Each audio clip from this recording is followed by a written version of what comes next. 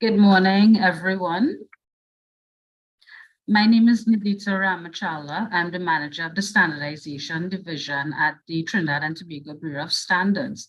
And it is my pleasure to welcome everyone to our focus group meeting on management systems for laboratories.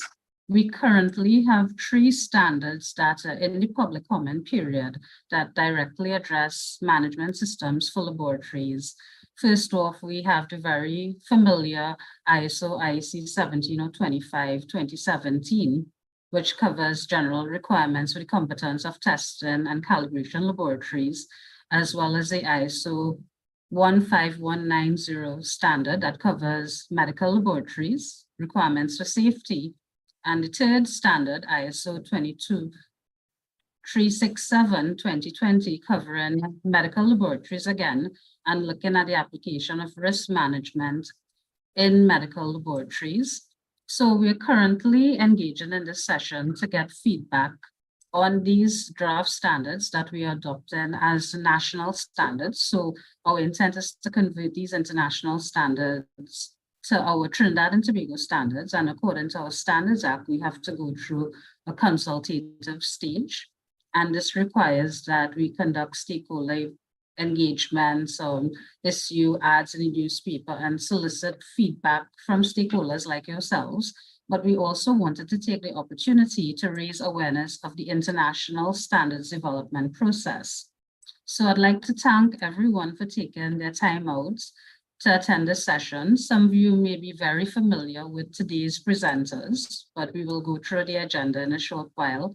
And I will start off with my presentation first.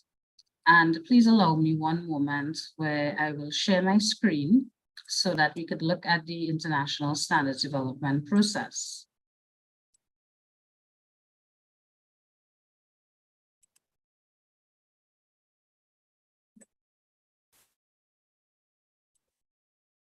So everyone should be seeing my presentation right now, and I will be going into presentation mode. So again, to recap, I will be covering the international standards development process. And many of you all may be very familiar with the TTBS, and I would just like to highlight our key roles. So we have the responsibility of being the national standards body, and this is under Standards Act number 18 of 1997, but we also have several other roles: the National Quality Certifying Body, the National Laboratory Accrediting Body, the National Measurement Institute, and this is empowered via the Metrology Act number 18 of 2004. And just to highlight again the mission and vision of TTBS. As our vision, we'd like to be the essential provider of national quality solutions leading to a standards-conscious society that is globally competitive. And we also have a mission statement to champion the development and implementation of standards, measurement systems, and conformity assessment services for competitiveness and sustainability of Trinidad and Tobago. And some of you all may be very familiar with the TTBS and its operations. And on this slide, I just have some key aspects of TTBS's operation. And we should note that TT Labs is also a main function of TTBS, and the intent is to create our very own national accreditation body. So Ms. Colleen Lewis will highlight those aspects. Within the TTBS itself, we have standardization, metrology, implementation, certification, lab services, as well as accreditation. So dealing with laboratory accreditation specifically. As I am from the Standardization Division, this initiative, we are doing this in collaboration with TT Labs, as well as some of our internal stakeholders, and Syra Knox being from our Metrology Division. And as the standards body component of TTBS, we have the responsibility to develop, maintain standards, and also we participate in international standardization as well as regional standardization. So I won't go into all the details, but generally we develop standards to improve the goods produced or used in the country to ensure industrial efficiency and development, to promote public and industrial welfare, health and safety, and for the protection of the environment. And today we would be touching on the operations of the International Organization for Standardization, ISO. As I indicated earlier, we're in the process of adopting 3 standards that have been issued by ISO. And we are going through our public comment process, and we are seeking to gain your feedback and also to promote participation within the international standardization process. We also have key roles in our regional standards development process, and this is coordinated for the CARICOM region via the CARICOM Regional Organization for Standards and Quality. And of course, TTBS operates at the national level. So just to touch on some of the main aspects of ISO, the ISO is the main developer and publisher of international standards, and they started their operations in 1947.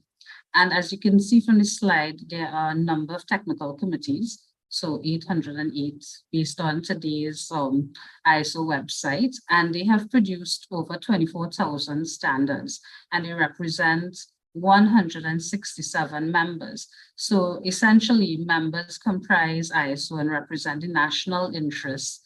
There is 1 member per country. So for Trinidad and Tobago, the member for Trinidad would be TTBS, and all international standardization activities would be coordinated and facilitated via TTBS.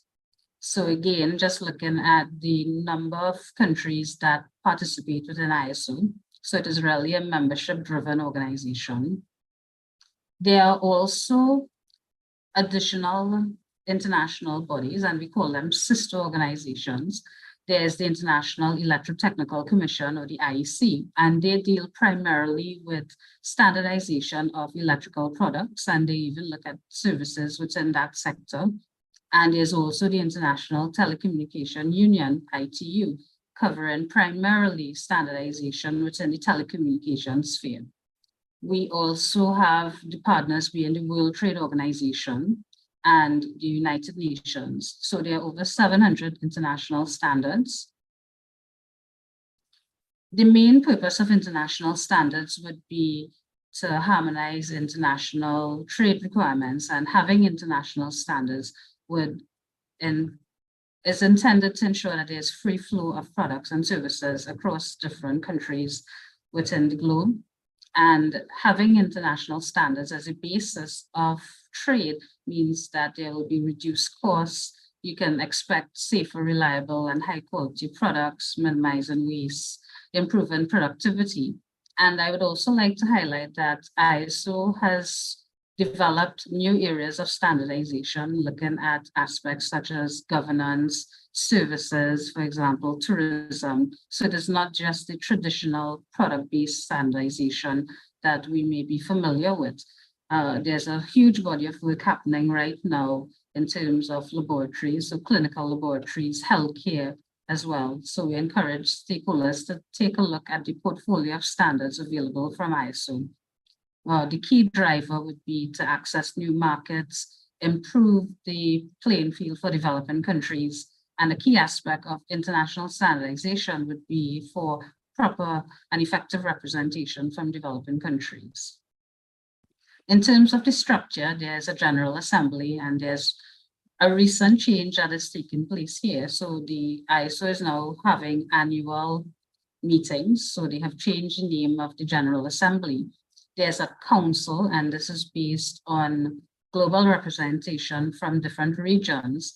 There's a technical management board dealing with the high-level standardization processes and looking at the procedures for the technical work in developing standards, and also looking at where new areas of standardization should take place. And this is done through new technical committees. We use the term TCs. And at the lower level, we have the technical committees being directly responsible for the development of specific international standards. In terms of the structure, again, I mentioned there's the General Assembly, and the name has changed. So there are delegates of member bodies, or the different levels of membership within ISO itself, correspondent and subscriber. And of particular interest would be the policy development committees. So we have ISO CASCO, which looks at conformity assessment, but they also look at developing standards that support conformity assessment.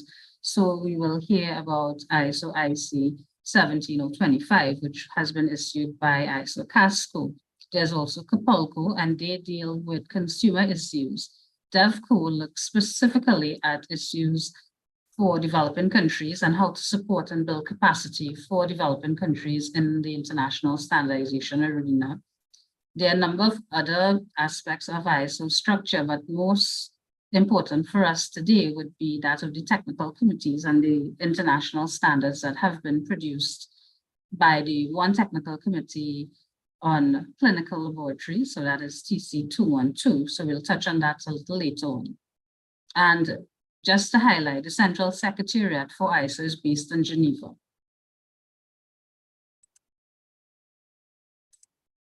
In terms of the membership, I would have indicated on the slide previously that there would be different types of membership.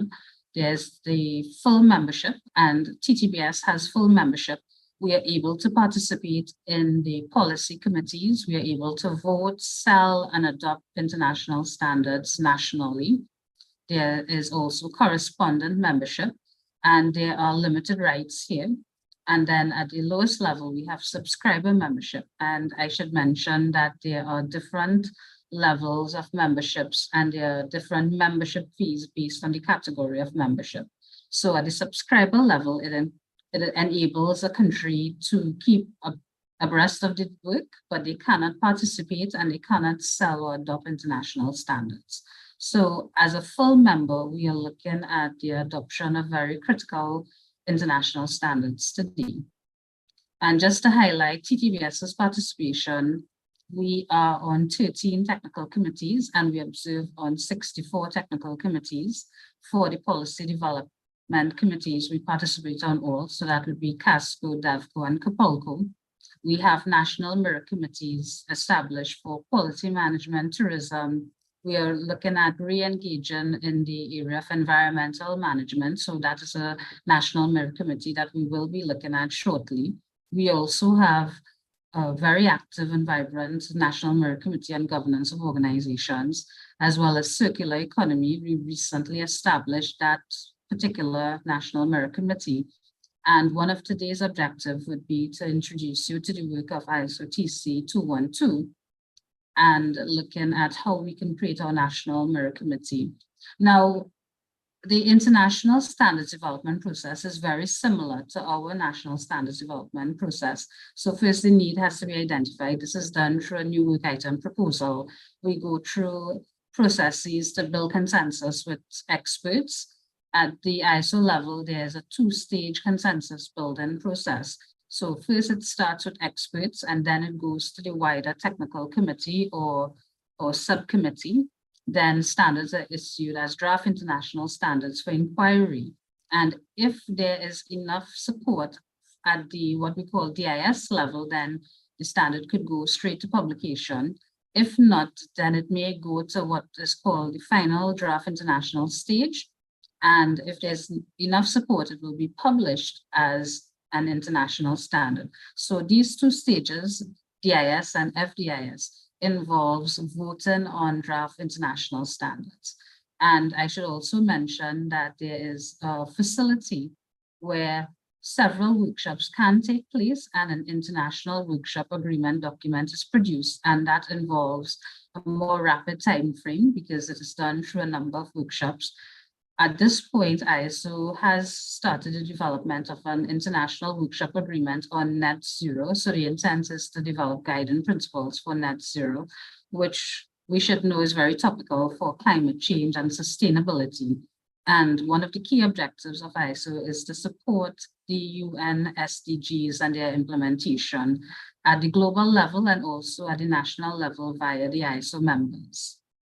So in terms of different deliverables, we start off with international standards or ISO standards. We can also issue technical specifications, reports, publicly available specifications, guides, and the international workshop agreements.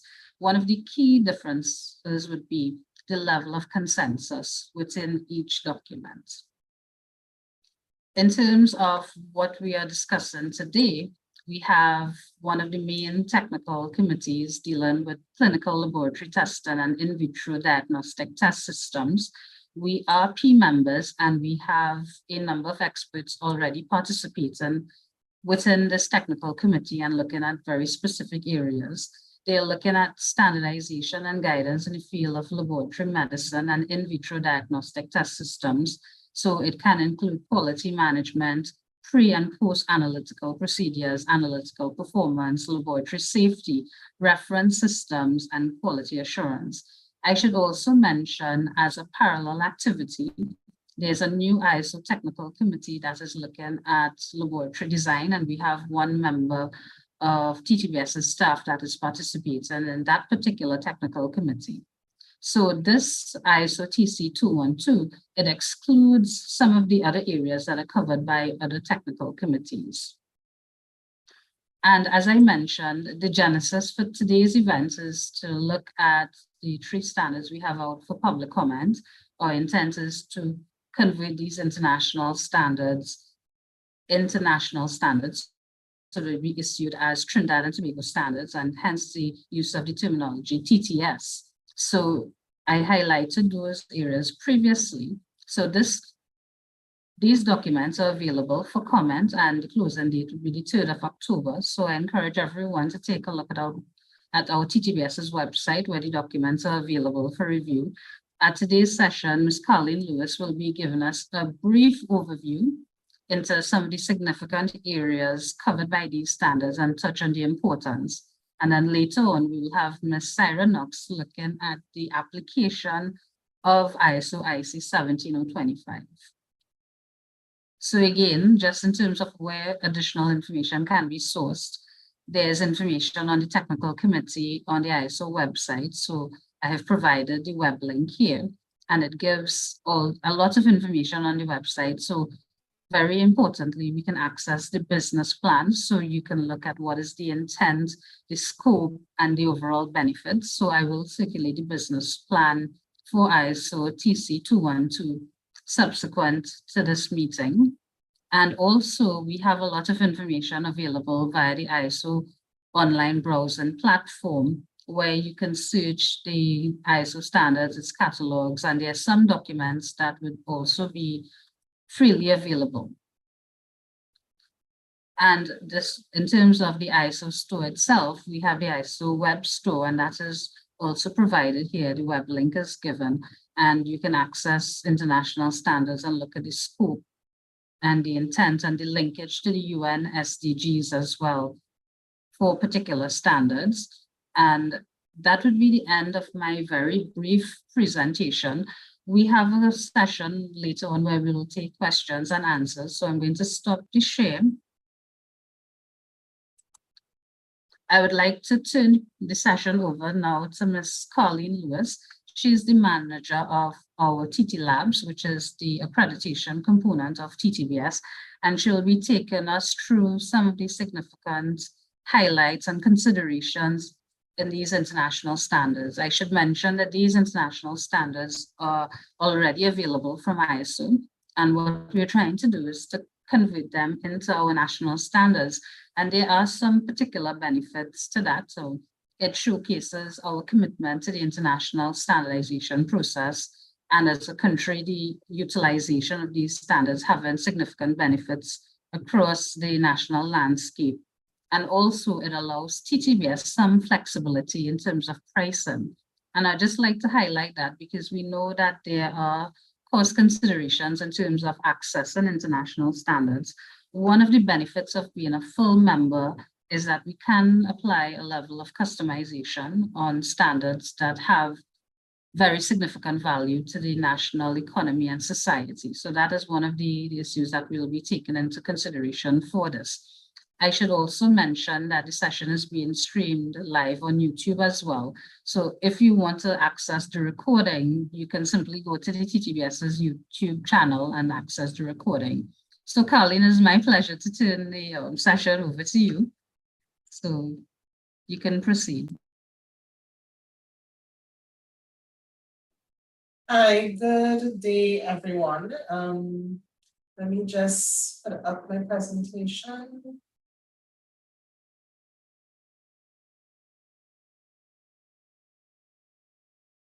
Nadita, can you confirm that you're seeing my presentation?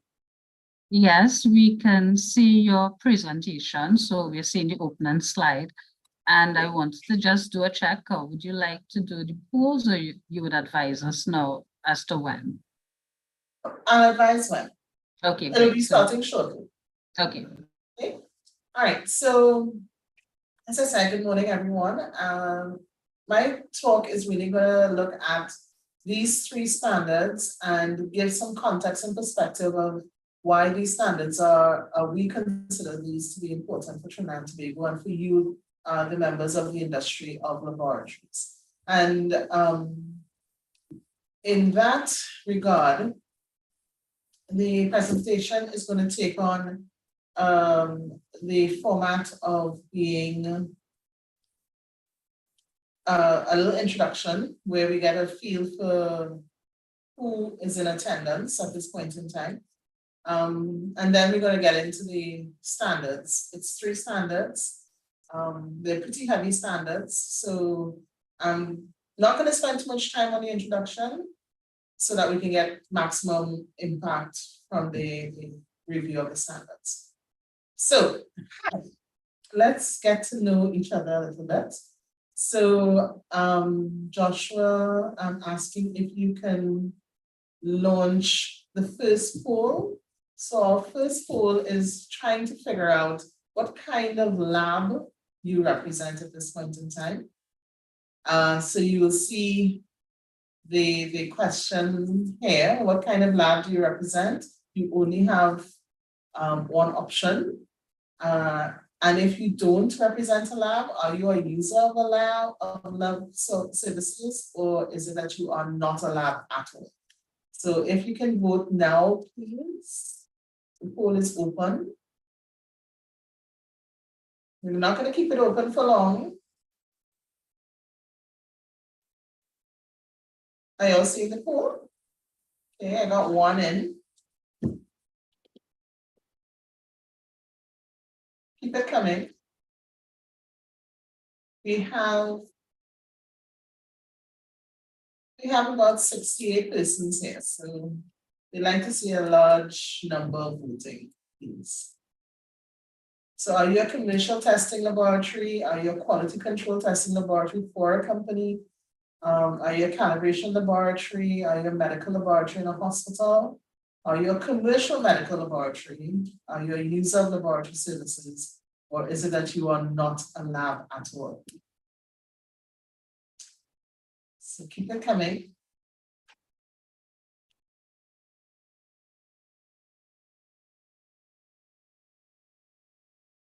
We're getting there, slowly. A little bit again.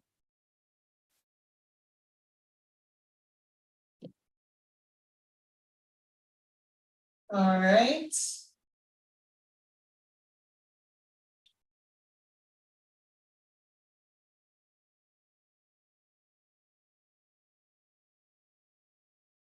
Ooh, okay, so all 5 questions have to be answered at the same time. Thank you very much for letting me know that. All right, so we are also asking what company you represent, whether it's a public service entity, a private sector company, consulting service, or other. The third question is looking at how many years of experience do you have working in a laboratory? And we have the different time ranges. And the last one is, fourth one is how easy is it to implement an international standard or best practice within a laboratory? And the final question is asking what challenges do the laboratory face in implementing an international standard or best practice? And that one you can choose as many options as you see fit for you. Okay, so we have 43 persons voting so far. As I said, our attendance is around 68. If we take off the posting people, we may end up around 60. So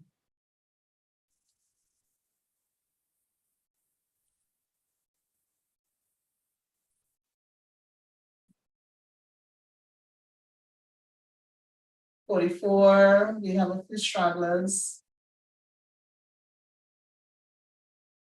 I'm seeing 45. Let's see if we can get it to 50. At least 5 more persons. Okay, we're getting there.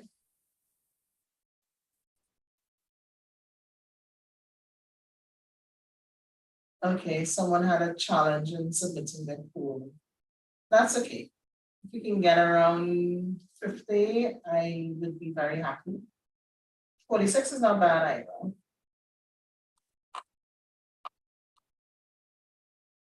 Okay, I think I will end the poll now. 47, right? And let's share these results. And you would see with the first poll question,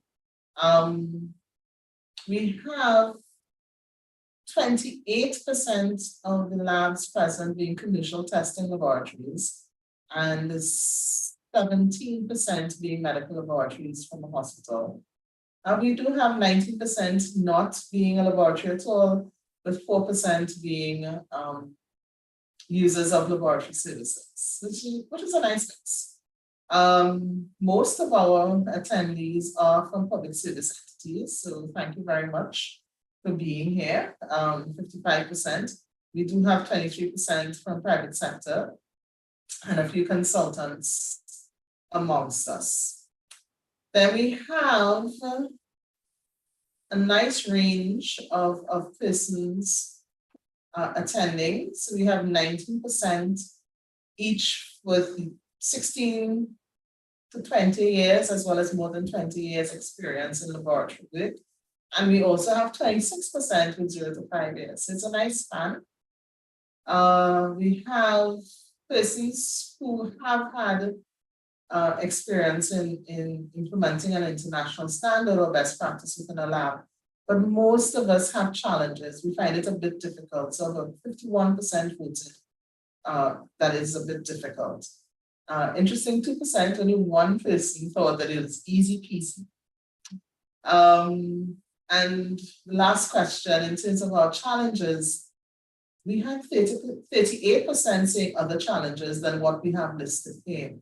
But out of those that we have listed, funding, of course, is number one, followed by limited access to training options. So this is interesting information that you have given us here, and I will ask that the results stop being shared now so that we can move on to the actual aspect of this presentation, which is looking at the standards. So thank you for indulging me there.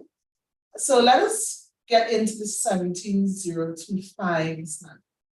And this standard is called General Requirements for Competence of Testing and Calibration Laboratories. And a little bit about the standard.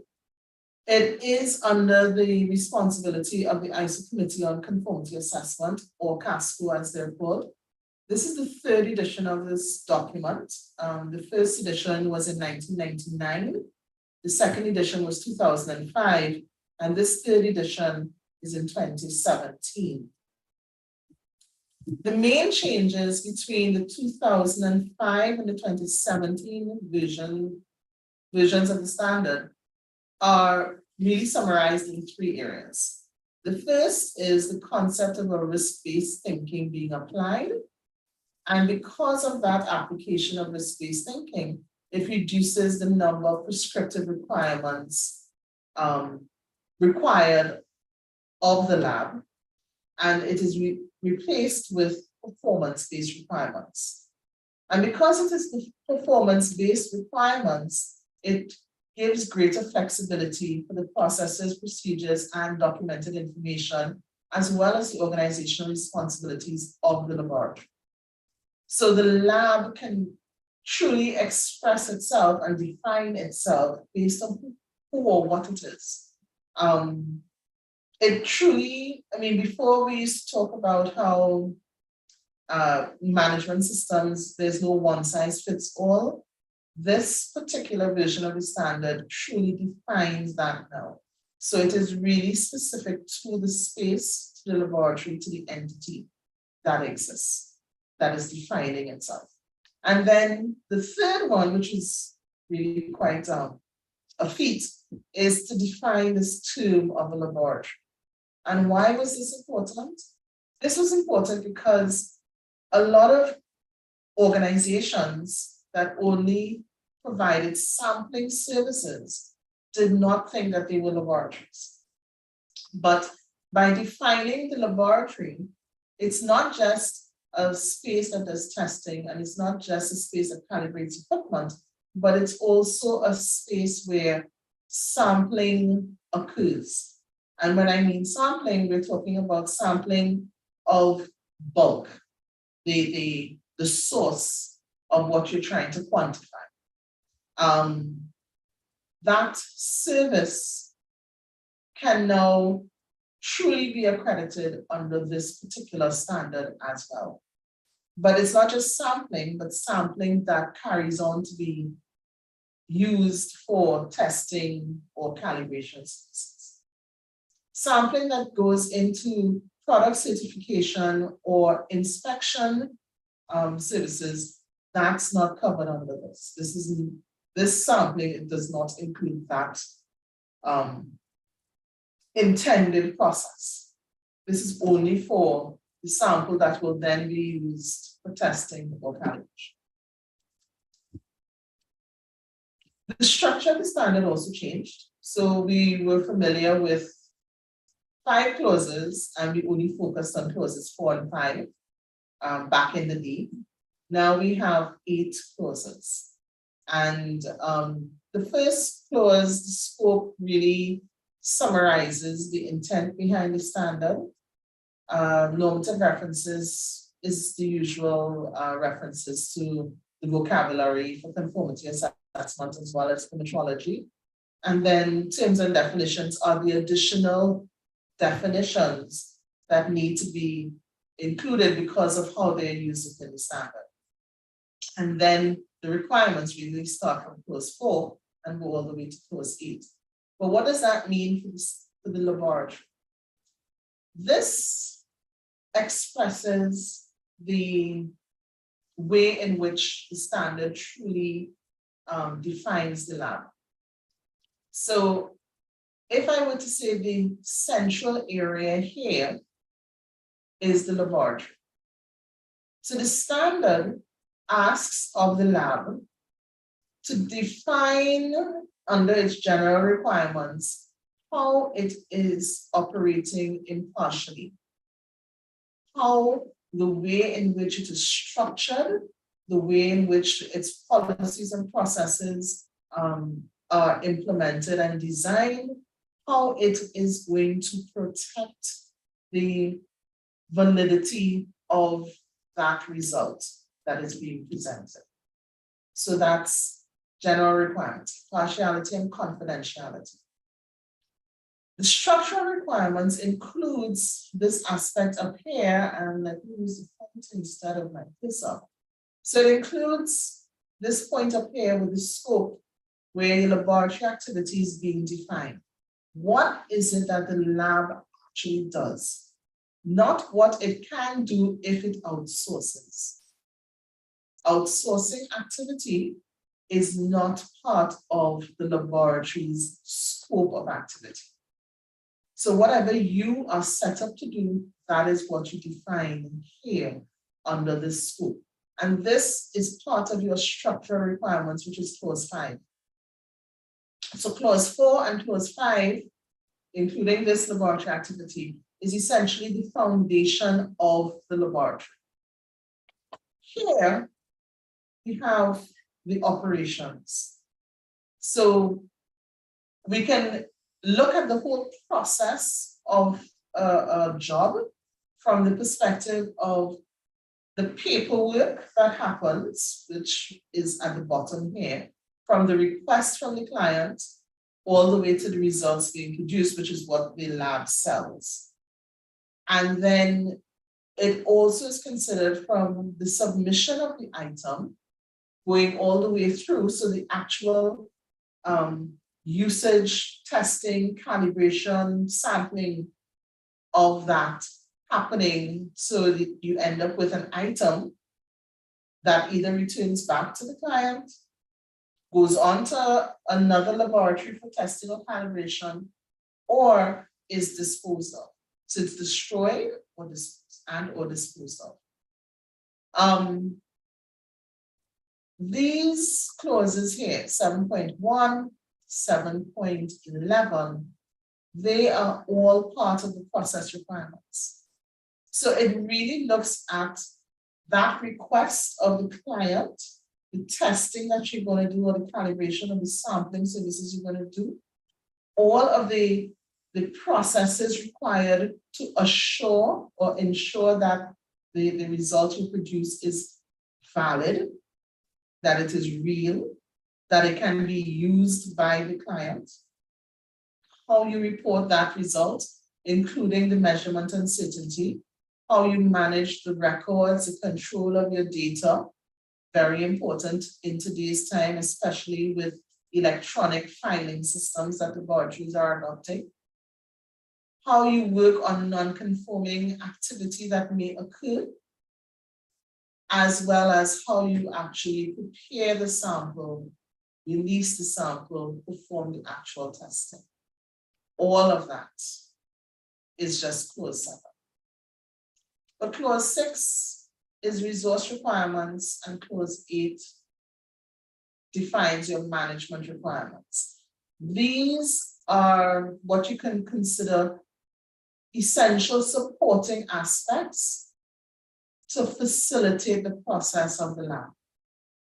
Now, if we look at what they are speaking to with resource requirements, they are looking at your personnel, and not just the ones that perform the testing or the calibration or the sampling.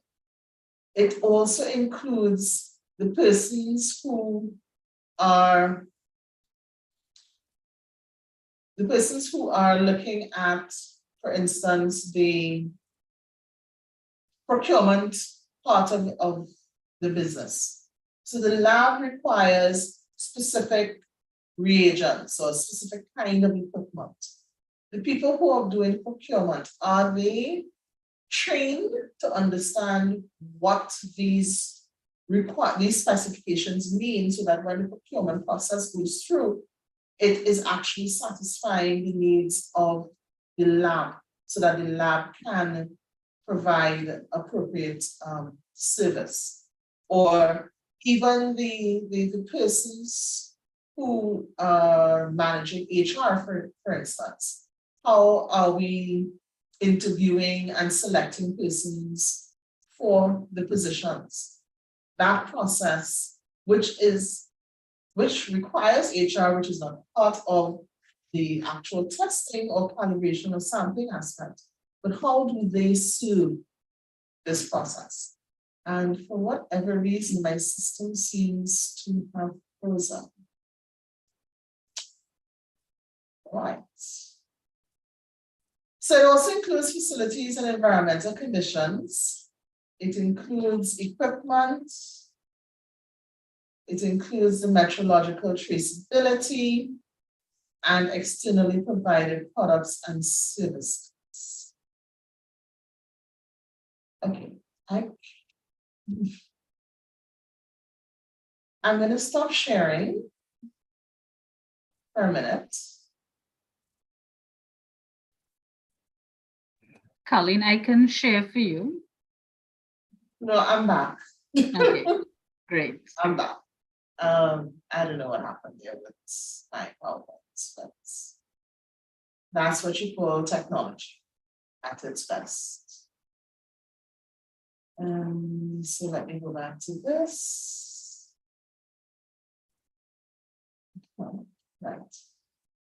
So you see my screen again? Yes. Great. Oh, wait, no, how did I get there? No, I didn't mean to get there. Just a minute. Right, let's go again. Great. So those are the resource requirements. On the management side of things, we are looking at your documentation. So how are you documenting your information for the laboratory, your policies, your processes, your procedures? And it's not just your documents, but also documents that you also need to use in order to operate. So it could be laws, it could be the OSH Act, for instance. It could be the water pollution rules, because you have to report that you are a source emitter, let's say, for regulatory reasons. It also includes the manufacturer's manuals for equipment. So it's everything that is used within your organization is managed through your management system documentation. And that, of course, has to be controlled. Your records have to be controlled. You also have to address risks and opportunities. Remember, it's risk-based thinking now. And that way, because of the risk-based thinking, what you're doing is you're actually being proactive in how you approach the business instead of being reactive. So it's trying to push the lab to that perspective of thinking of what could happen and determining if we need to address it and how do we address it. Improvement, very important, because when we see these issues, we need to try and negate them. So that's where improvement comes in. Corrective actions is when the situation where we find non-conforming or non-conformities occurring in our records or in our processes. So what is causing that, and therefore how do we fix it so that it does not happen again? We eliminate them. So that's your corrective actions aspect, and of course it's linked with your improvement, linked with your internal audits. And finally, you have internal audits, which overlooks everything. What I call it like the quality control aspect of your management system, where you are actually checking to see how conforming you are with your system, as opposed to waiting for things to crash around you. And therefore, because of that monitoring, reporting process, you report it back to management, and management determines what do we have to do differently in our policies. Do we need to look at our procedures? Do we need to look at our processes? How do we adjust? And they make the decision to ensure that the system is appropriately supported, and hence giving us this process approach to the business of the laboratory. So that's what 17025 essentially has done in this revised version of the standard. I would like to add a note here that ISO 17025 has always been the base standard for ISO 15189. ISO 15189 is in revision. It's the final draft international standard, as Nadita had mentioned. The FDIS is being prepared for comment at this point in time, and it is going to follow the same structure of ISO 17025. So it's going to build out beyond the 5 clauses that you are familiar with. And I do believe it adds an additional clause, so it may end up to clause 9 instead of clause 8. The other thing they have done is that they have incorporated the standard that was specific for point of care testing and included it inside of the ISO 15189 standard as well. So this one standard of ISO 15189 covers all medical services, be it from point of care testing or traditional medical laboratory perspectives. So it's the one standard to accredit everything now.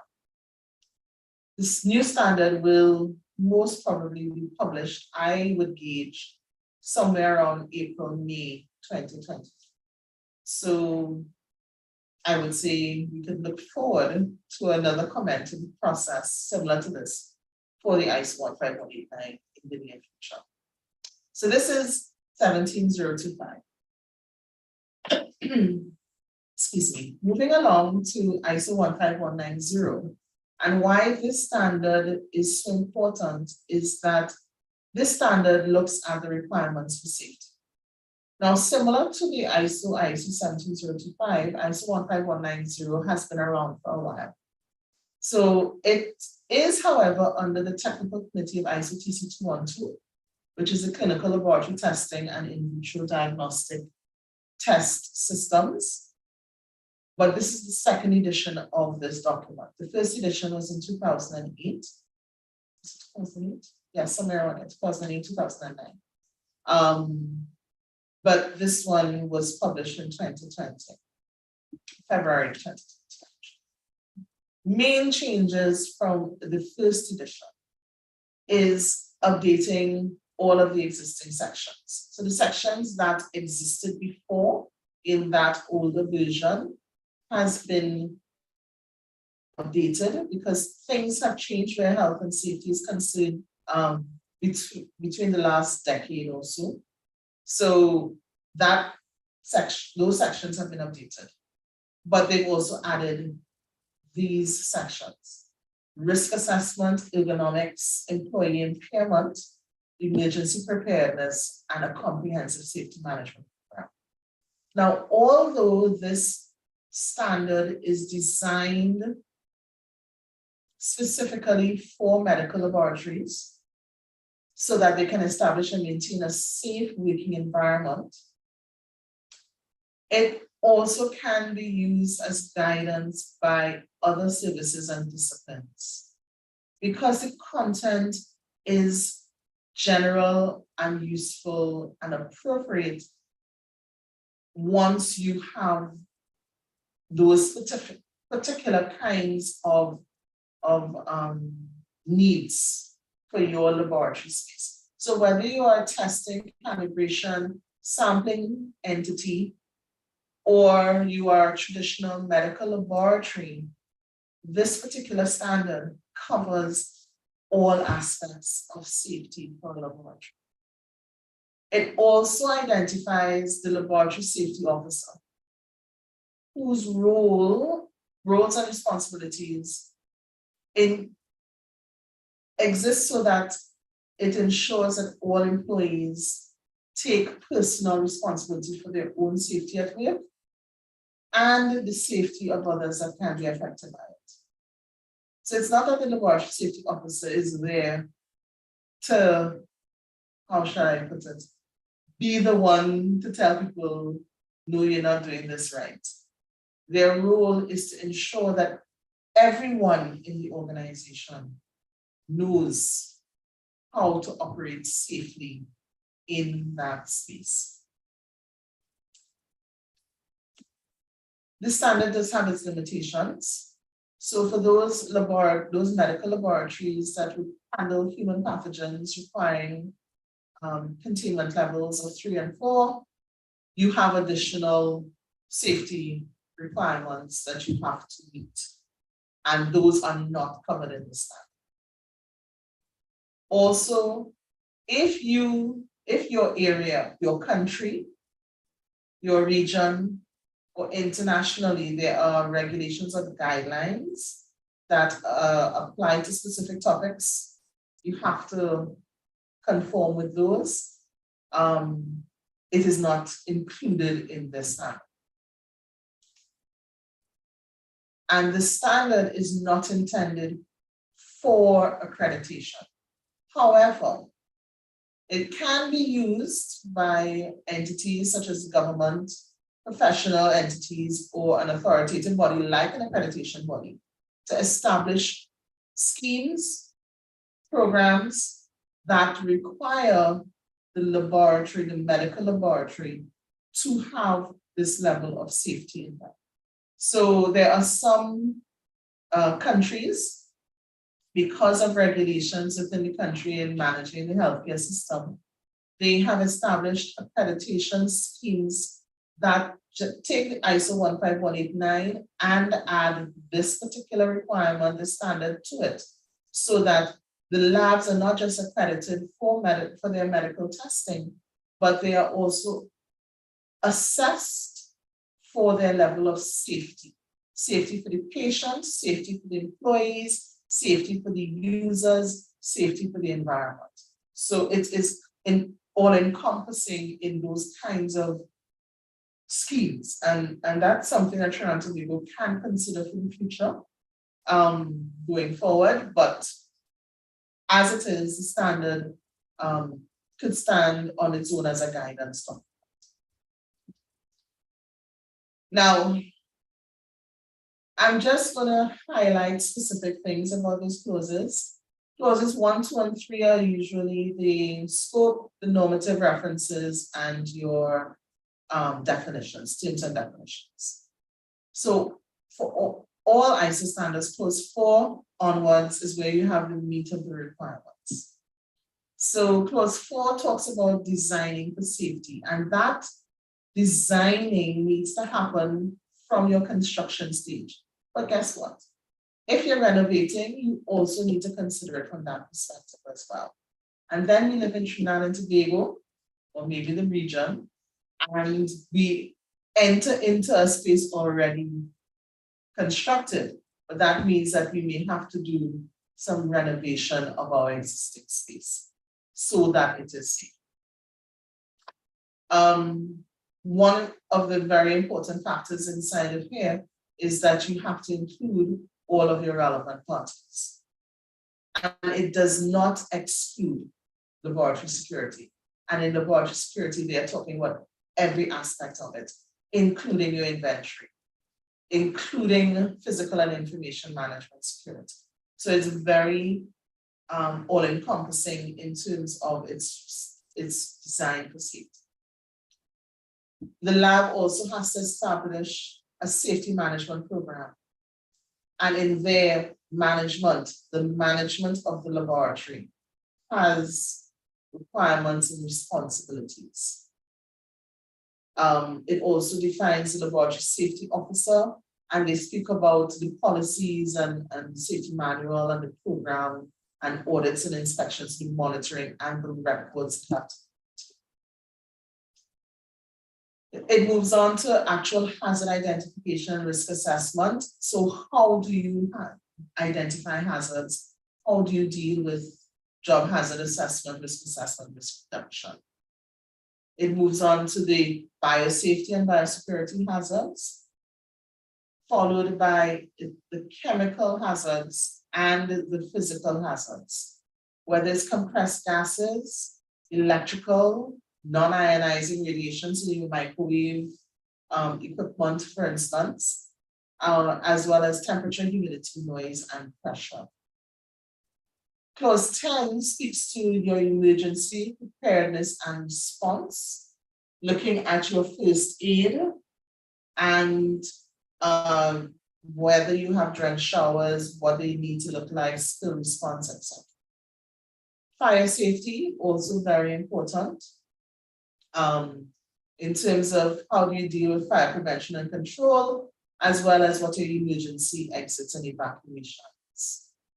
They speak to laboratory ergonomics, and they recommend specific responsibilities of the employer where this is concerned.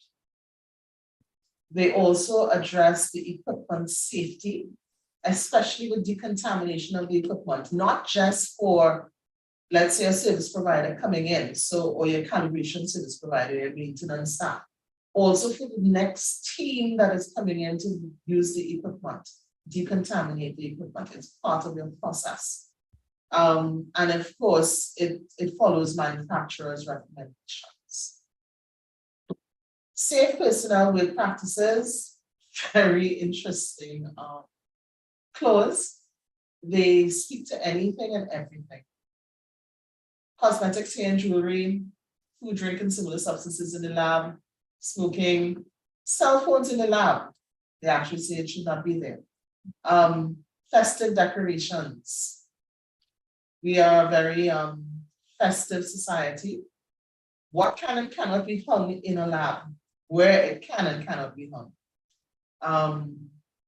So very interesting clause this one is.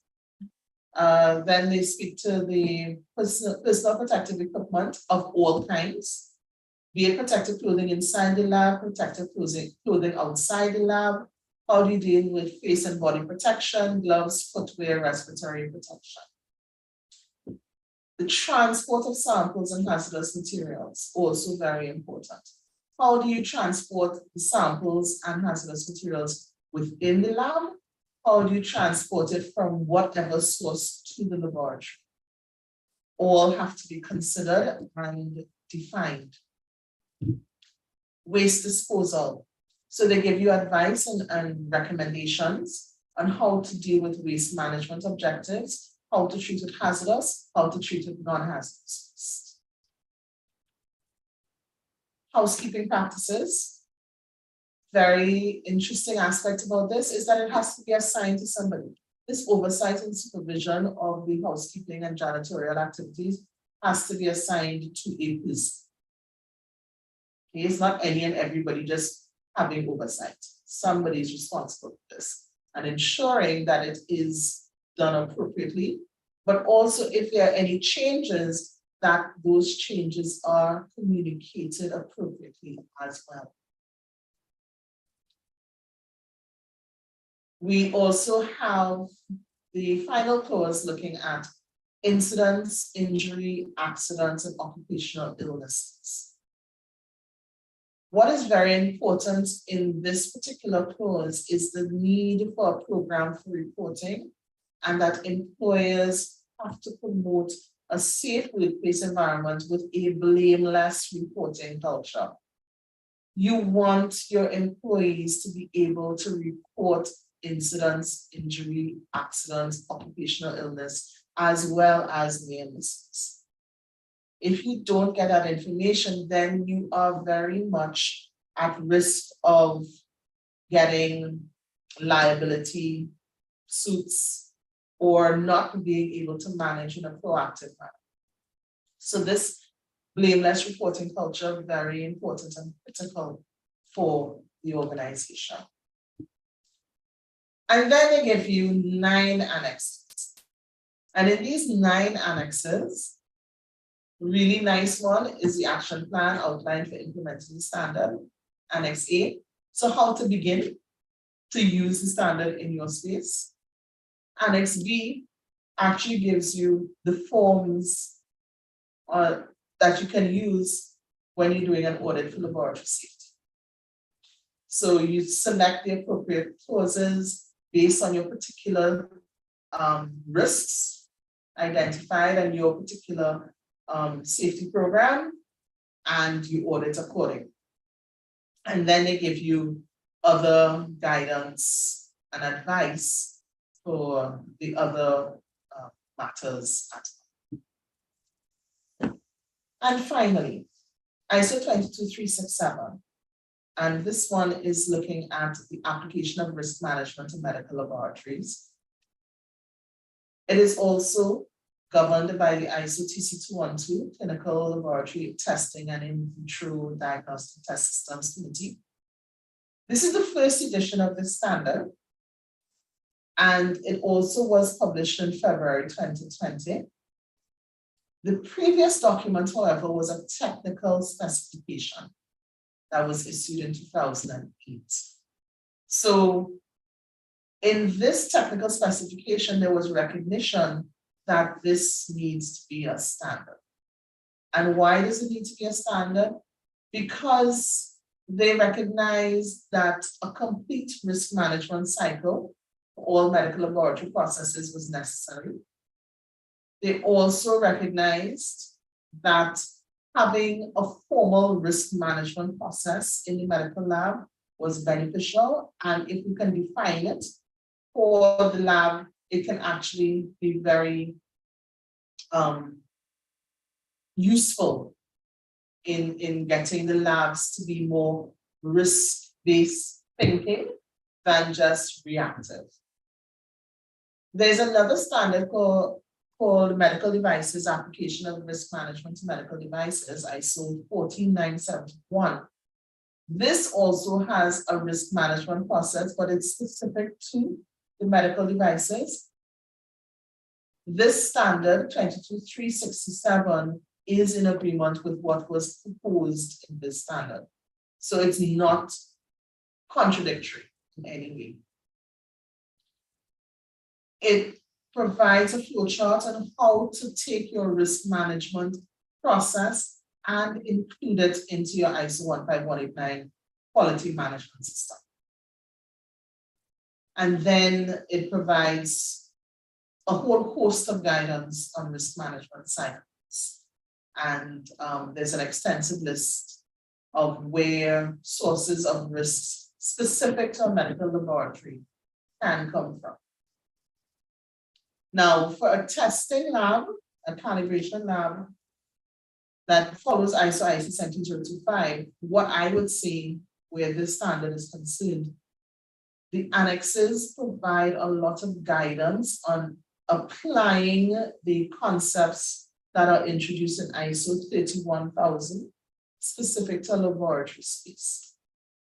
So it's good for guidance, but it's really specific to the medical laboratory because it is looking at managing that high risk to patients and employees in the medical laboratory space. And it goes from identification all the way through to the monitoring of those risks. The standard does not specify acceptable levels of risks. That's up to the organization to define. It does not apply to risks from post-examination clinical decisions that are made by healthcare providers. And it does not apply to the management of risks affecting medical laboratory entities that are addressed in ISO 31000. So those for business, economic, legal, and regulatory. So this is specific to the actual operations and not the holistic risk. You still have to look at ISO 31000 for that perspective. Essentially, the standard takes you through from the risk management plan through the risk analysis, the risk evaluation, and this is for your risk assessment, your risk control, your risk management review, and your risk monitoring. And this whole thing from the risk management plan all the way to the risk monitoring is risk management. The standard defines what are management's responsibilities where this is concerned. And very important, it is management's responsibility to define and document the risk management policy, including the determination of risk acceptability. Also to approve all risk assessments and management reports. Management's responsibility includes that. The review of suitability of risk management process at planned intervals to ensure that it is effective still, and to document all these decisions and actions taken in the review, and to retain records of each activity required in the standard. The risk management plan in general is that governance structure. So responsibilities and authorities, the scope of your risk analysis, defining your risk acceptability, how you're going to document and deal with risk monitoring and verification, and how you manage those risk management reviews. That's what the risk management plan is about. Once you have the plan, then you have all the actual activities underneath that. So the risk analysis. So who are the users, safety characteristics, potential hazards, and current controls, etc. Your risk evaluation. Is it acceptable or not? And how to perform a risk-benefit analysis. Risk control. So how do you control it? Are you going to reduce the risk? Are you going to determine risk control options, implement your risk control measures, evaluate the residual risks, and determine if your risk control measures created any new risks? Sometimes you put things in place and then we don't recognize that we have created another problem somewhere else. So risk control takes into consideration that perspective. Of course, the risk management review is once again management looking at the completeness of the risk control and confirming the residual risk acceptability and approving that report. And then your monitoring system is essentially auditing. So you're looking at internal indicators, external indicators, the surveillance system, and detecting changes in your risk profile. Very interesting thing about the standard. The standard has 81 pages. 73% of the standard are annexes. What does that mean? There's a lot of guidance for the lab. From implementing the risk management within your ISO 15189 management system, through your risk management plan, things to consider for risk acceptability, examples of hazards and foreseeable sequences of events and hazardous situations. Another interesting one is your risk analysis tools and techniques. Risk analysis of foreseeable user actions, very good one. The methods of risk assessment, including the estimation of probability and severity of harm, how to conduct a benefits risk analysis so that you can truly determine whether you are putting the appropriate systems in place, and then looking at your residual risks and what does that mean. So that essentially is the process that is considered under these 3 standards. The importance of these standards to laboratories, the laboratory industry, cannot be overemphasized. I think given your inputs from the poll in terms of the challenges that you face, I think the documents provide a lot of guidance that can be used by laboratories to establish systems that can help you operate better and more efficiently and effectively. So I hope that I was clear enough for you, and it really was a lot to run through. But at this point in time, I would like to end. And do I hand it back over to you, Nadita, or do we hand over to Syra? Well, we'll hand over directly to Syra, and just a brief introduction to Syra. And I'm sure many of you all would be familiar with Syra already, but she's a standards officer in the Standards Laboratory, which is part of the Metrology Division at TTBS. And she'll be speaking about the benefits of applying standards in laboratories, with the focus being on ISO IC 17025. So Syra, the floor is yours. Thanks a lot, Nadita. Thanks a lot, Colleen, for your presentation. And I know it's a lot for everyone to absorb at this point in time, but it's just to give you all an introduction as to what is to come. So my name is Syra Knox. I am from the Metrology Division, as Nadita would have said. And the aim here is to let you all know what are the benefits of applying standards in the laboratory.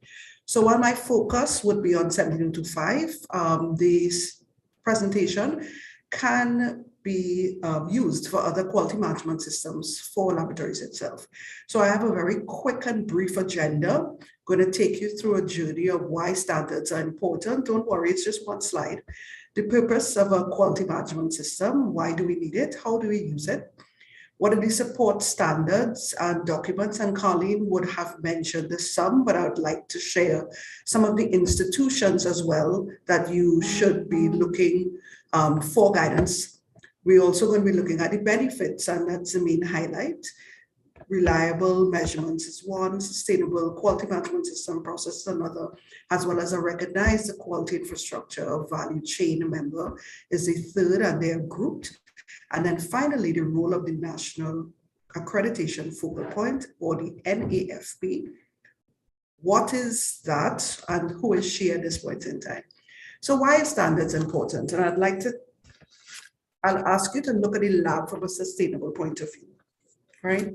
So the world has limited resources, what the resources we're looking at the natural resources, social, human, manufactured, and financial resources, also called capitals. Organizations are now responsible or charged to use these resources or capitals responsibly. And what they do is they manage the resources and sometimes enhance capitals, what at all times should be enhancing the capitals. So this is where standards and performance frameworks come in. And as the data said, a standard is created by consensus from peer experts.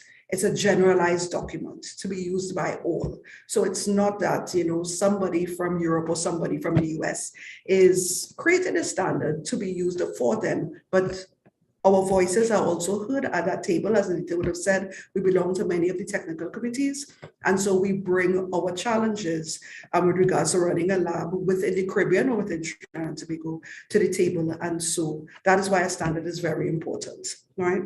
So the organizations using now the limited resources apply standards and performance frameworks to create value. And for laboratories, the value is your measurement result. And after producing the value, which is the measurement result, now it goes back out to the world as information to be used to make a decision. So for example, doctors need medical results in order for them to make diagnoses, in order for them to apply certain medications to certain diagnoses. And that's just one example. For a testing laboratory, they also create measurements, in order to tell politicians what products, what services are safe, what are harmful, what can be used by children as opposed to what could be used by adults. So we know the value of laboratories, and the value is creating that measurement result so that important decisions could be made.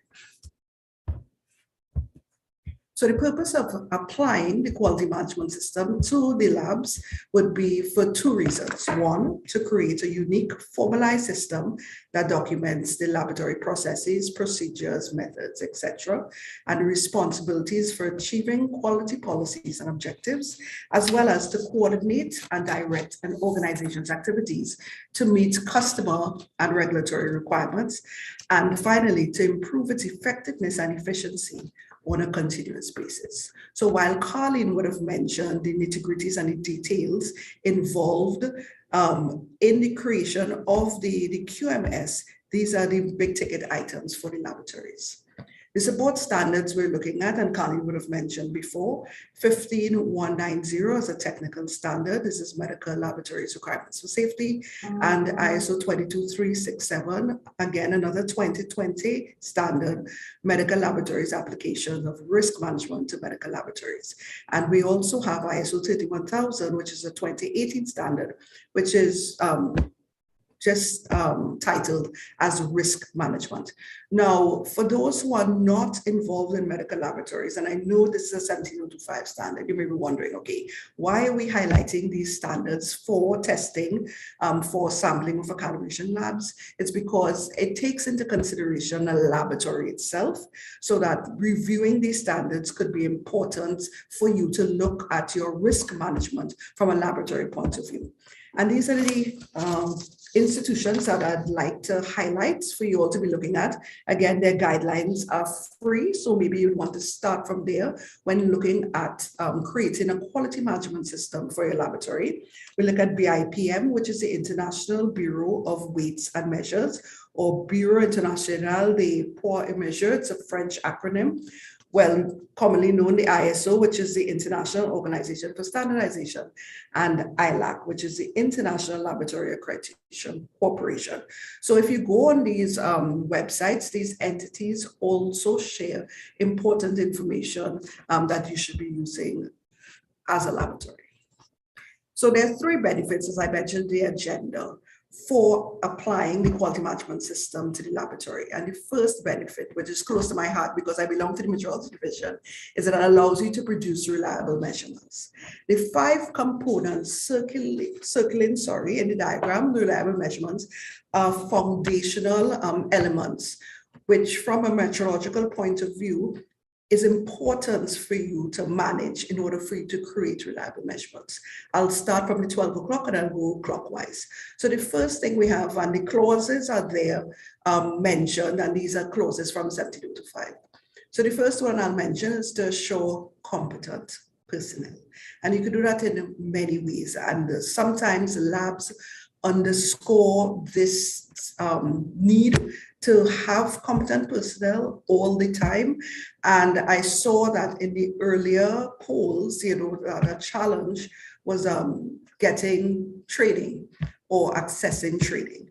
Now, there are a lot of free webinars, which I know just touch on topics such as uncertainty, topics such as for the testing, for your particular testing areas, but feel free to avail yourselves, please, because we always must show competent personnel.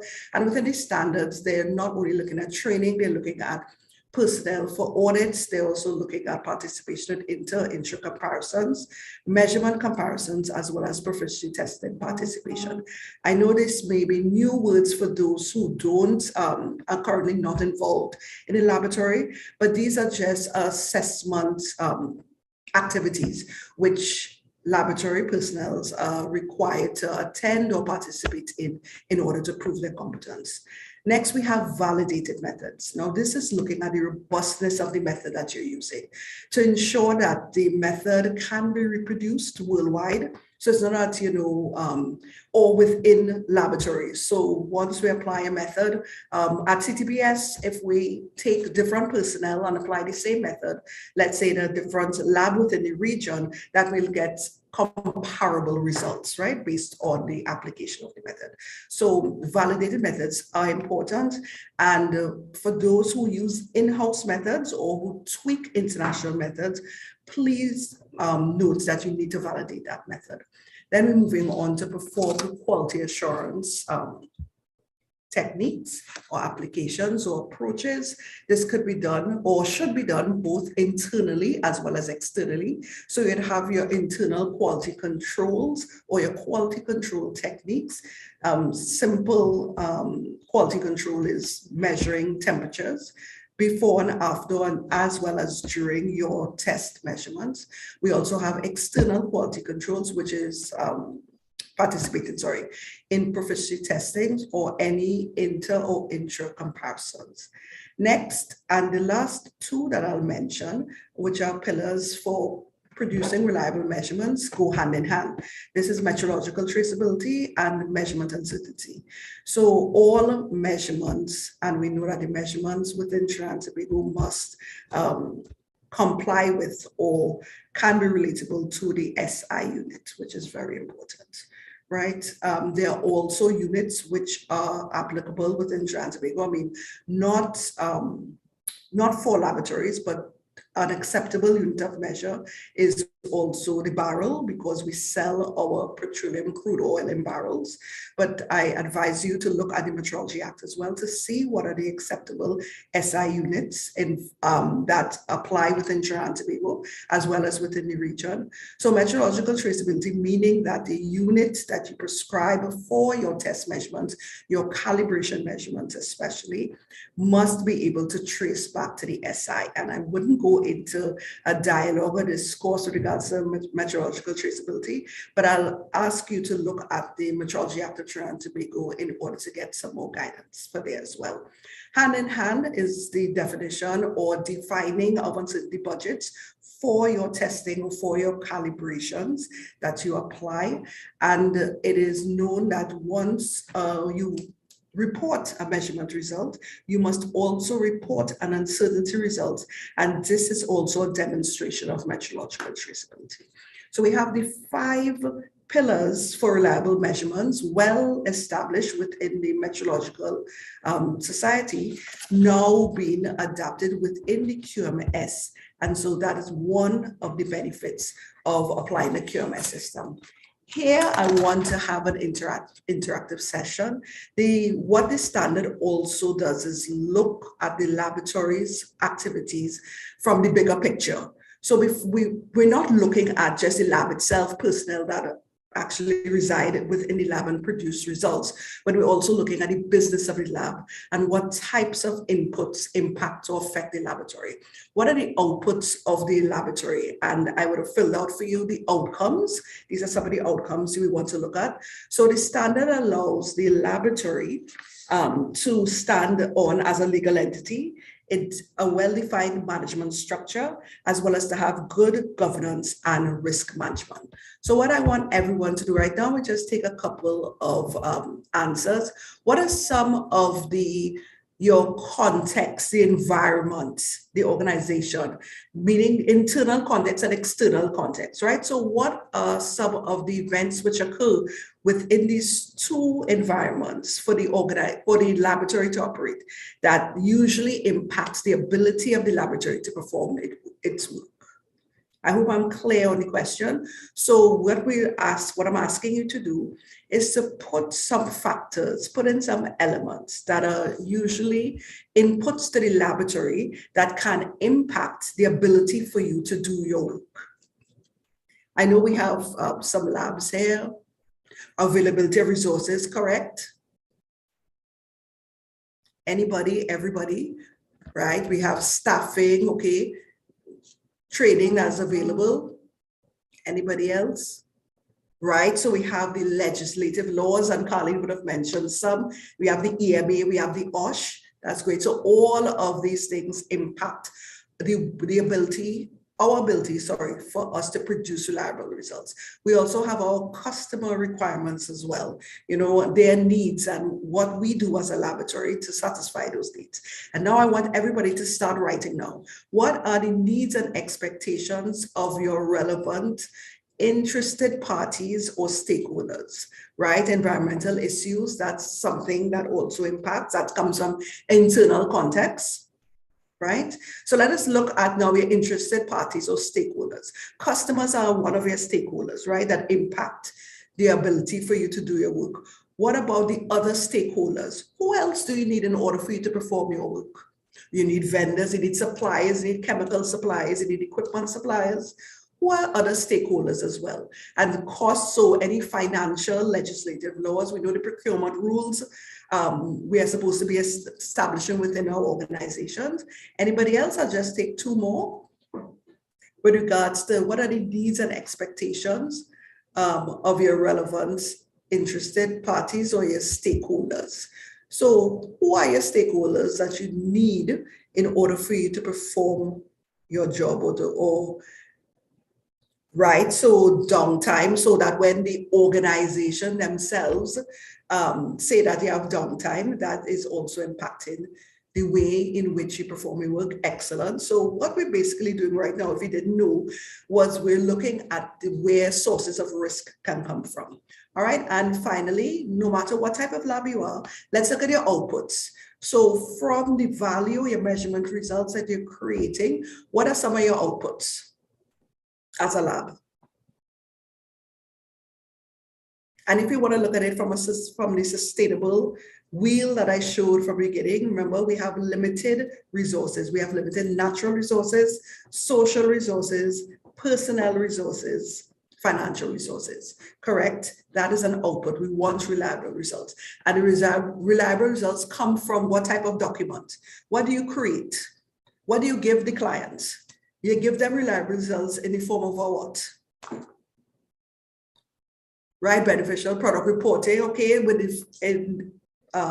regards to report, correct, a test report or a calibration report or a calibration certificate. That is correct. Excellent.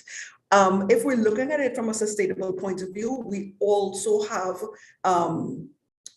competent staff, right? We also have a safe work environment as an output that should be emulated within the organization and shared with other organizations as well. So what this standard actually does is look at the laboratory from the bigger picture and not from the narrow view of just performing the test. And I'm getting my standards from ASTM, and all I need to deal with is the chemicals and the equipment. And then I have a certificate to give the customer or the intended customer. But what the standard also asks or requests of you is is to look at your organization from your internal and external context. Look at your customer requirements. Is it all they're looking for is a certificate or report, or they're also looking for advice? Or is it something that you can also communicate to them in order for you to give them a better measurement result? Knowing what they're involved in is very important. So if they're involved in water pollution rules and providing those types of measurements, you'd want to advise them to go to the water pollution rules to see what are the maximum or acceptable levels, etc. So there are more things you can get using the quality management system, using 17025, much more you learn about your business, as opposed to just running the laboratory. Laboratory is validated data upon which decisions can be made. Excellent.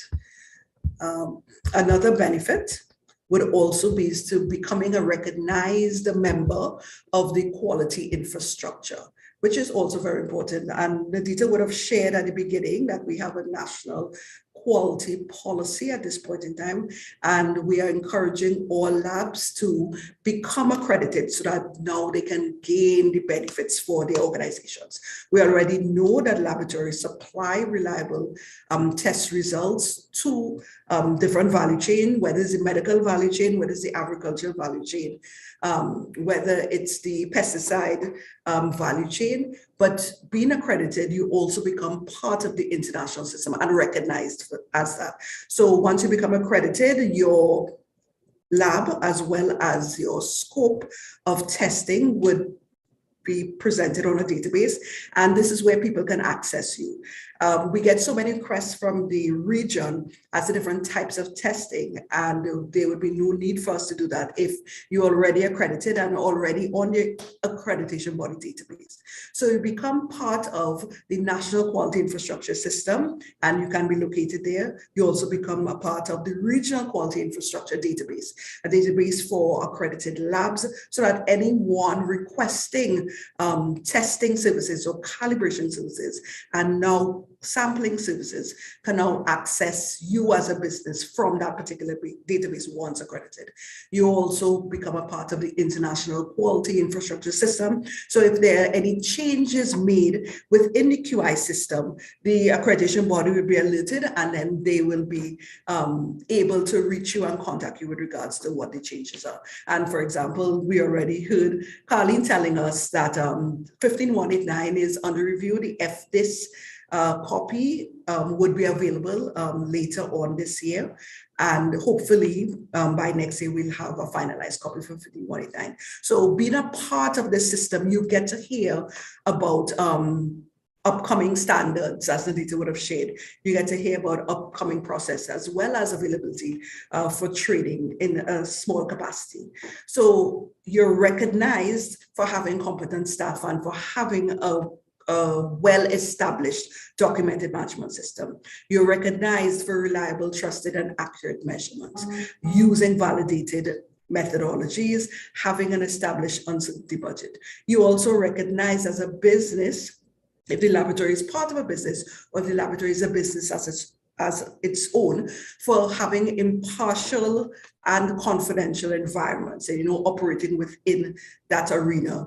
You're also well known for meeting legislative and customer needs, having a well-documented and formalized QMS. And finally, you're always working towards an improved and effective quality management system. So I'd like to introduce to you the NAFP rule. This is the National Accreditation Focal Point, the agent for the Caribbean Corporation for Accreditation, or the CC scheme, developed by CrossQ to provide conformity assessment bodies or laboratories here are conformity assessment bodies with regional opportunities to accreditation, as well as for some development assistance. The NFP, which is myself, is the agent of the CCA responsible for assisting laboratories in the pre-accreditation stages. especially for the pre-accreditation stages. So once you know you want to apply for accreditation, you go towards Colleen TT Labs. If you have any questions or concerns, you're not too sure how to apply the lab, you're not sure which standard might be applicable to you and your laboratory, you will contact the NAFP, and I have given my email here. I'm quickly accessible via email as opposed to telephone contact. But once we get in contact, or once you contact me, then we'll be able to follow up with any other assistance I'll be able to give you. All right, so I know we have a next session, which is moderated by Colleen Lewis. So if there were any questions in the chat, I do apologize if I didn't address it then, but you can always post it, so it will be captured in the next session. Thank you all. And I'll pass it over to Nadita, or pass it over straight to Colleen. Sorry, we're not going through the moderator again. Passing it over straight to Colleen. Hi, thank you, Sarah. Very nice presentation on how 17025 or any management system that you implement within an entity really benefits the laboratory. So we're here in the question and answer section of today's session, and I know it's a lot of information that we would have provided to you. And you may have had a chance to look at the documents yourself. We had one question in the chat from Nadia Ram, where she had asked if management is responsible for staff safety, and does this include mental health, such as workplace stress? And I see that Sasha Wallace-Sankar Singh indicated that yes, it is under clause 5.4.3. So in ISO 15190, under clause 5.4, they deal with management of staff health. And not only are you looking at immunization and organizational factors, but you're also looking at psychological hazards that affect the employee, including environmental stresses and how the employee may have impairment under such stresses. So they give advice on active actions that management needs to take on board going forward, including and allowing people to have their self-renewal activities, such as vacations. It's actually mentioned in the standards. The standard covers all of those factors. So anybody else has any other questions that you would like answered? It doesn't matter what kind of question it is, because we have these three documents. We also have, as Nadita indicated, the intent to get the National Mirror Committee for the ISO TC 212 up and functional. That particular committee is very active. At this point in time, they have 18 standards under development, and they actually have produced already 40 plus standards. So they're very active in this business. So I am going to ask Dexter if you can unmute yourself. Can you? Great, thank you very much, Colleen. Good morning, everyone. My question relates as to the standards themselves. And while it is that this particular process as well, too, as indicated by Nadita earlier on, it's an attempt to quote unquote localize the ISOs or according to our particular position.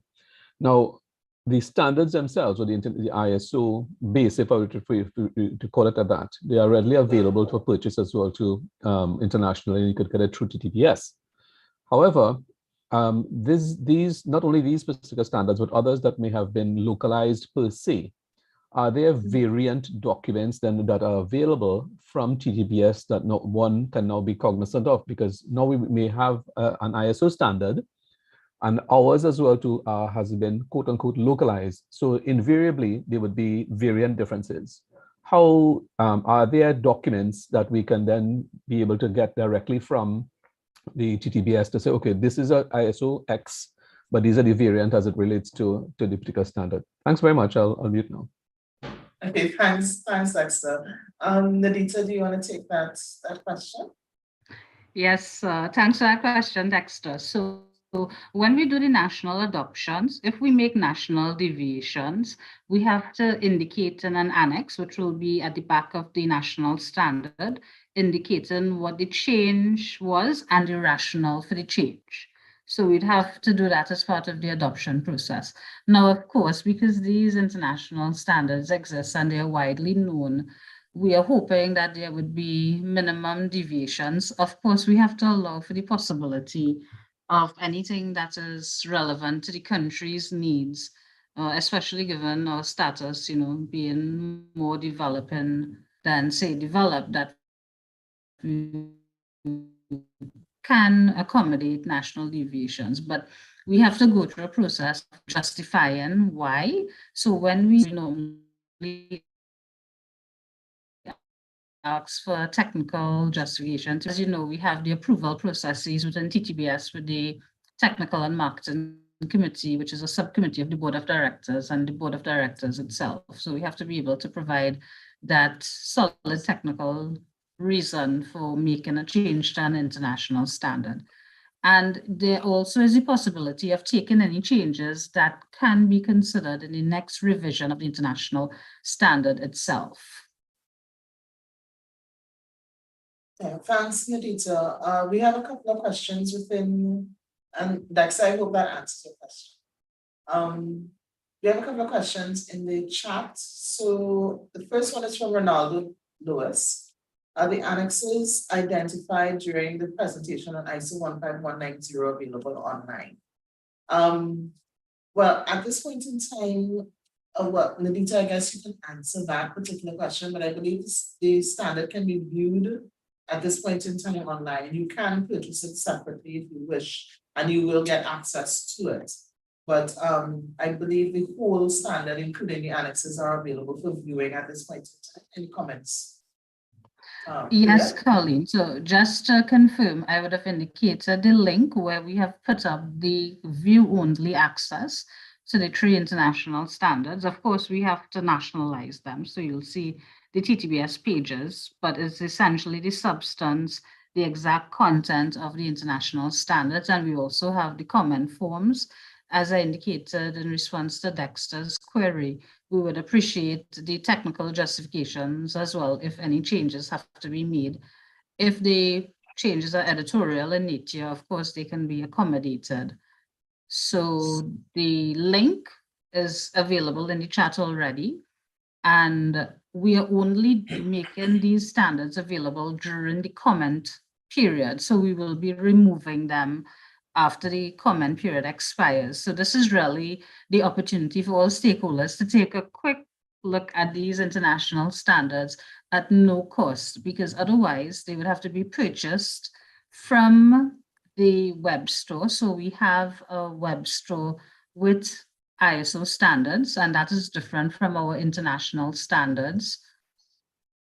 So I'm just going to post a link where international standards that you need or you would like to purchase can be accessed using the link here.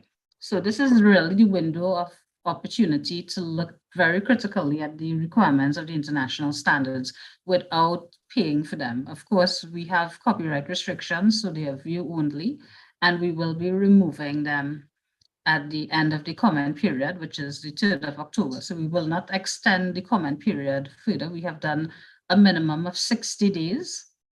And we are doing this focus group meeting to encourage stakeholders to take a look and give us any feedback, and also to contact us if you would like to participate in a deeper fashion through participating on our National Mirror Committee. And that is one of the announcements that, I would have highlighted that in my presentation. We would like to formalize our National Mirror Committee for ISO TC 212 in the first quarter of the next financial year. So we're realistically looking at having everything ready in November and our first inaugural meeting in November. Okay, thanks, Nadita.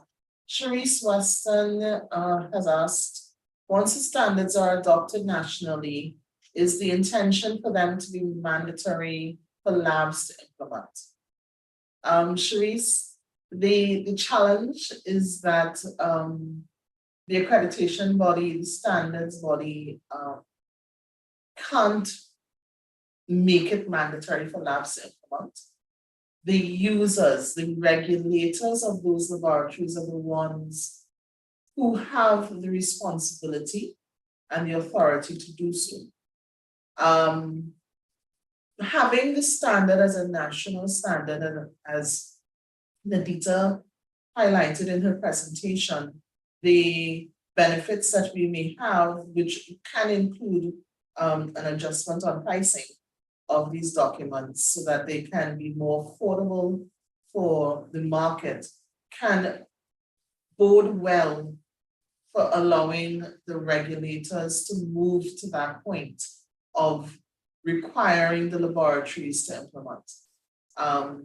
That process of stakeholder engagement is necessary and will also have to include laboratories in general for their inputs as well, because as we've noticed here, there are challenges, and how do we help the whole industry move forward so that we get the laboratory industry being a strong network that supports the economy of Trinidad and Tobago in a real or a more real and tangible manner.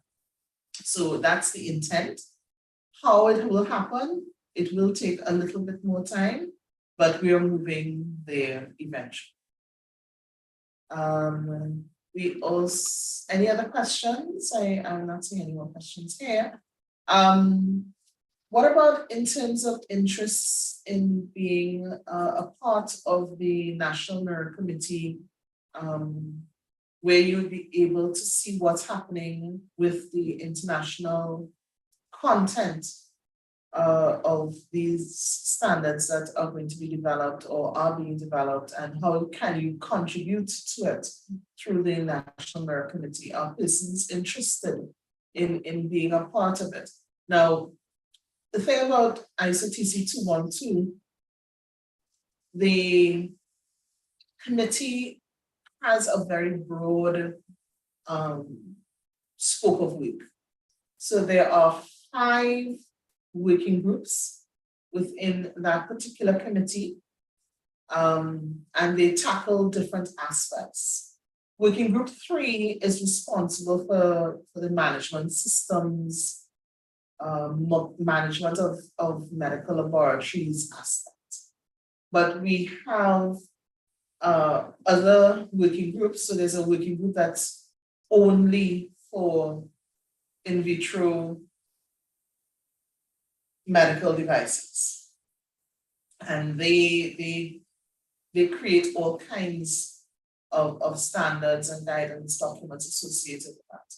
There are those that are specific for in vitro fertilization, let's say. So based on your technical interests, you can contribute on specific standards and not just on all. So, because it is a lot of work, as I've said. At this point in time, we have 18 standards being developed, and there are about 5 proposals for new work items being recommended at this point in time. So the intent, they are very proactive in their activity.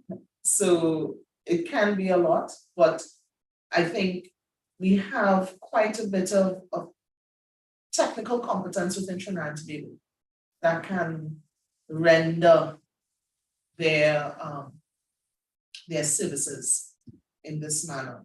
So I think in the feedback form that we send, out after this meeting, we will ask you about your interest. And if you can indicate your technical competence or specialization, so that we can also look at which particular areas we can include you if you cannot be in the full committee all the time. So you're there. So that's something that we can do as well. Nadita has also placed in the chat a reminder on the committee's webpage, and you can visit that webpage and get more information as well. Sarah has also included her contact information. So if there are no more questions or points that you would like to raise, I would like to turn it over to Nadita this time and ask Nadita if she would like to wrap up. So thanks a lot, everyone, for your attention and your contributions today.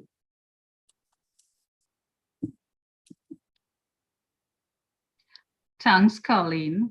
So I would like to mention that we also have in our participant list today, our Mr. Rodney Ramnath, who is our acting executive director. We also have Ms. Renee Abbas, who is our manager of our laboratory services division. We also had Ms. Yannicka Brown, who is the acting manager of our certification division. And I will invite Rodney Ramnath, our acting executive director, to just, give us a few closing remarks. So Rodney, I'll turn it over to you.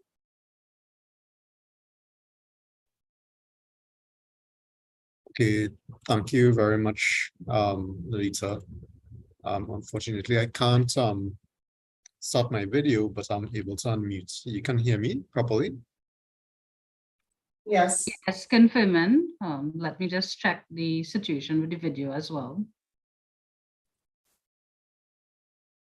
It's no problem. It's not required. So I would just like to say in closing, thanks to all the participants for attending this particular meeting. The scope of laboratories, as was discussed today, is very, very wide and very, very important.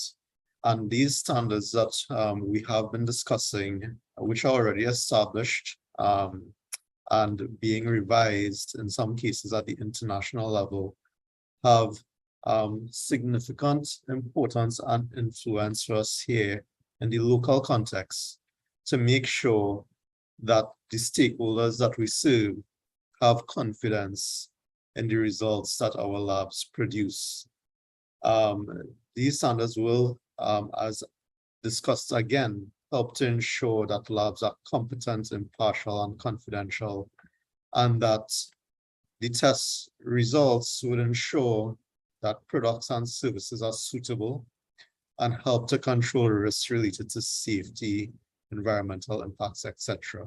So we do appreciate your attendance and participation in this session, and we know that the adoption of the standards, adoption or adaptation of these standards will be critical to helping to improve Trinidad and Tobago's national quality infrastructure.